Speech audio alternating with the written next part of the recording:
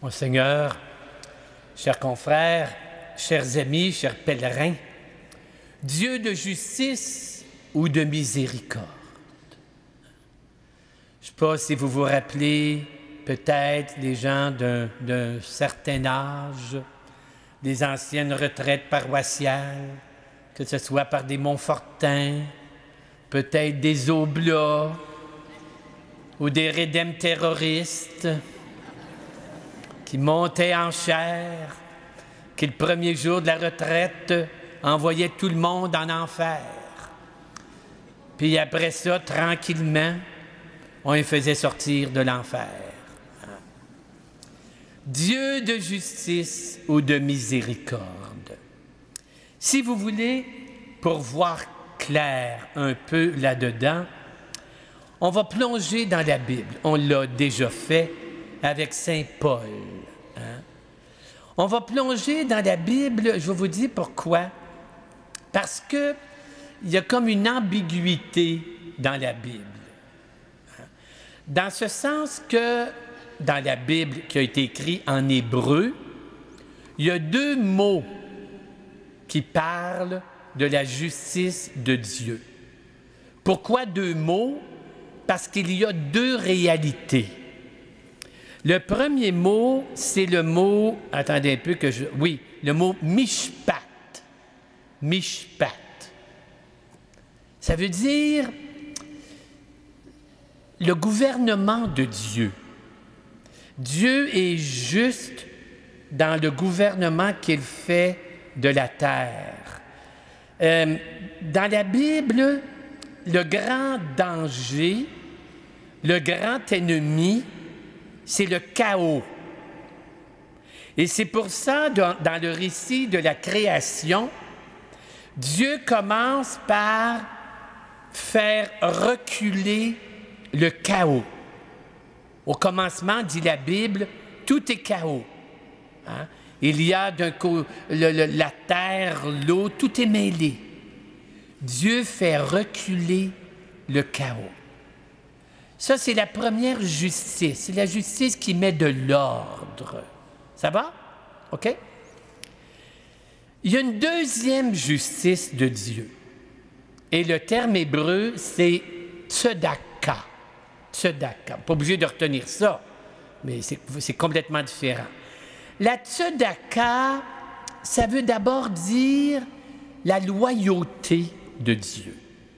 Dieu est loyal. La preuve que ces deux mots différents et deux sens différents, mishpat et tzedaka, ceux et celles parmi vous qui lisez l'anglais, prenez une Bible anglaise et vous allez voir que souvent, alors qu'en français on a justice, en anglais on traduit par righteous, righteousness. La loyauté, la droiture. Donc, vous voyez, là, il faut se défaire d'un palais de justice, là, où Dieu serait le juge en avant pour nous condamner. Vous voyez comme c'est beaucoup plus large. Allons un peu plus loin. Vous voyez à l'écran un extrait d'un psaume, le psaume 145. Or, dans les psaumes et dans la poésie de la Bible, on fonctionne, pour employer un terme technique, par parallélisme. Ça veut juste dire qu'on dit la même affaire deux fois. Toujours de même. On dit la même affaire deux fois. C'est leur manière de dire. Je t'aime bien gros, je te mangerai tout rond. On fait ça, nous autres aussi. Bien, je dis la même affaire. Hein? Je t'haïs à mort, si j'avais un fusil, je te tuerais. Ben, j'ai dit la même affaire aussi. Hein? Vous voyez, on parle un peu comme ça. Mais dans la Bible, souvent, la plupart du temps, dans les psaumes, dans les prophètes, on répète deux fois. Alors, regardez bien le psaume qui est là. Regardez le verset 5. « Je répéterai le récit de tes miracles, la gloire éclatante de ta splendeur. » Bien, je répète, hein? je répéterai les miracles, la gloire éclatante. Verset 6. On dira la puissance de tes prodiges, je raconterai tes hauts faits, ou tes prodiges, c'est la même affaire. Voyez, ça va? Et regardez le dernier, verset 7. On célébrera le souvenir de tes bienfaits, on acclamera ta justice. Les bienfaits, la justice. Voyez-vous que c'est qui va ensemble?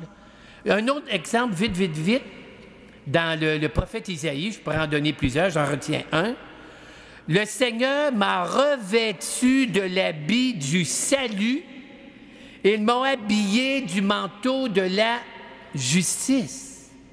Le salut, la justice. Les bienfaits, la justice. Voyez ce que ça veut dire? C'est quelque chose de beau. C'est que Dieu est loyal. Si Dieu lui a promis qu'il s'occupe de toi, il va s'en occuper. Si Dieu a promis qu'il pardonnerait des milliers de fois, il va pardonner des milliers de fois. Dieu est loyal. Il est fidèle d'abord à lui-même. Il est fidèle à ce qu'il est en lui-même. Ça, c'est très, très important. Okay?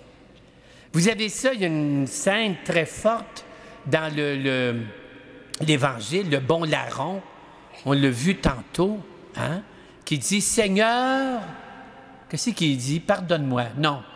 C'est qu'il a dit? « Non, Seigneur, sois pas trop dur. » Ah oui, « Seigneur, souviens-toi. » Bien, il voulait dire deux affaires.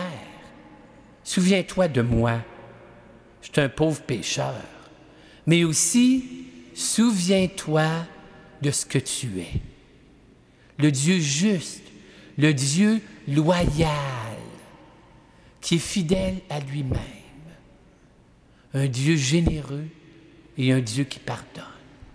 C'est le sens profond. Je vous raconte quelque chose, un couple que je connais, des bons amis à moi. Il y avait leur garçon, il y avait des problèmes avec leur garçon. Ça arrive. Le jeune t'a rendu à 28 ans, puis il ne foutait pas grand-chose. Et à un moment donné, il a dit à ses parents, « Je le sais ce que je veux. J'ai toujours rêvé d'avoir un commerce.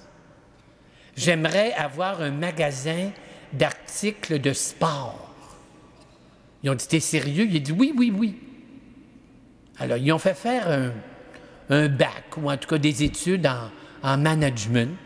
Comme il y avait beaucoup d'argent, ils ont bâti le magasin. Je me souviens, il l'avait inauguré à la fête des mères. On était rendu à la fin du mois d'août. Les parents recevaient des factures. Ils ne recevaient pas de revenus. Et à un moment donné, le garçon il est disparu. Il a sacré son camp en Colombie-Britannique avec tous les revenus du mois de juin, juillet, août. Chaque soir, il vidait la caisse, il mettait le cash dans le plafond suspendu. Au bout d'un an et demi, ils reçoivent un téléphone, c'est à leur garçon. Il dit, « Je suis mal pris, je veux revenir, j'ai même plus d'argent pour revenir. » Il a envoyé un billet d'avion. Il est revenu à la maison. Écoutez-moi bien. Pensez-vous qu'ils ont mis la police après lui? Non, hein? Bien, c'est un voleur! Il les a volés pendant 3 mois! Non. Ça, écoutez-moi bien, ça veut dire, je l'écris quelque part, Dieu est juste comme l'amour est juste. C'est l'amour a une drôle manière d'être juste. Je pense aux parents de ce jeune-là. Ils ont été justes d'une manière, dans le sens qu'ils ont été loyaux. Ils ont continué à l'aimer. Okay. J'arrive au deuxième point. Donc, la justice de Dieu. Vous voyez là? Hein? la manière d'être de Dieu, d'être loyal. Je vous invite à vous lever pour écouter l'Évangile. Okay. Le Seigneur soit avec vous. Évangile de Jésus-Christ selon saint Matthieu. Voici quelle fut l'origine de Jésus-Christ. Marie, sa mère, était accordée en mariage à Joseph, et avant qu'ils aient habité ensemble, elle se trouva enceinte par le fait de l'Esprit Saint. Joseph, son époux, qui était un homme juste, ne voulait pas la diffamer publiquement et résolut de la répudier en secret. Il avait formé ce projet, et voici que l'ange... Oups, on est allé trop vite. En tout cas, c'est Saint Joseph qui dort, là, dans l'autre image. Il avait formé ce projet, et voici que l'ange du Seigneur lui apparut en songe et lui dit, « Joseph, fils de David, ne crains pas de prendre chez toi Marie, ton épouse, car ce qui a été engendré en elle vient de l'Esprit Saint. Elle enfantera un fils auquel tu donneras le nom de Jésus. » Quand il se réveilla, Joseph fit ce que l'ange lui avait demandé. Il prit chez lui son épouse et ne la connut pas avant qu'elle ait enfanté son fils. Acclamons la parole de Dieu. Asseyez-vous. Donc, qu'est-ce que l'Évangile nous dit de Joseph? Je ne sais pas si vous avez remarqué le mot. Il dit Joseph était un homme juste. On peut dire, ben oui, il était juste parce que quand il faisait une job comme menuisier, il ne demandait pas plus que la job valait. Ou quand il faisait une job, c'est un chantier de construction, il n'en profitait pas le vendredi soir quand tout le monde était parti pour voler des feuilles de plywood puis des 2x4. C'est des choses qui n'arrivent jamais sur les chantiers du Québec, mais dans ce temps-là, ça pouvait arriver. Non, dans la Bible, quand on dit que quelqu'un est juste, ça a un sens très précis. Ça veut dire que la personne s'ajuste au projet de Dieu. Ça veut dire que la personne correspond à l'attente de Dieu sur elle. C'est ça la justice. Okay? Correspondre à ce que Dieu attend de moi.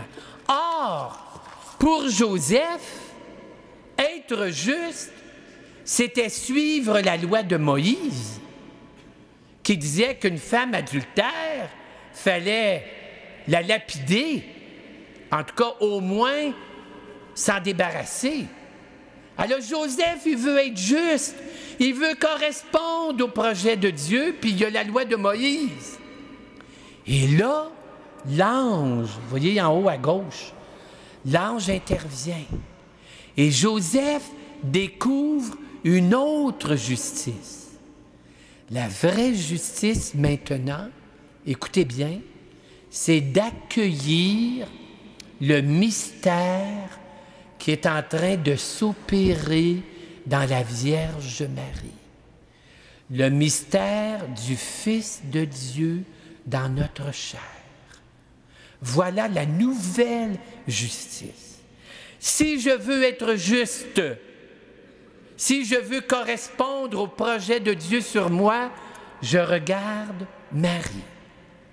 J'épouse son humilité, sa foi, pour que ce qui se passe en Marie se passe aussi en moi et que Jésus, Fils de Dieu, s'incarne dans ma vie. Autrement dit, être juste, c'est épouser les désirs de Dieu.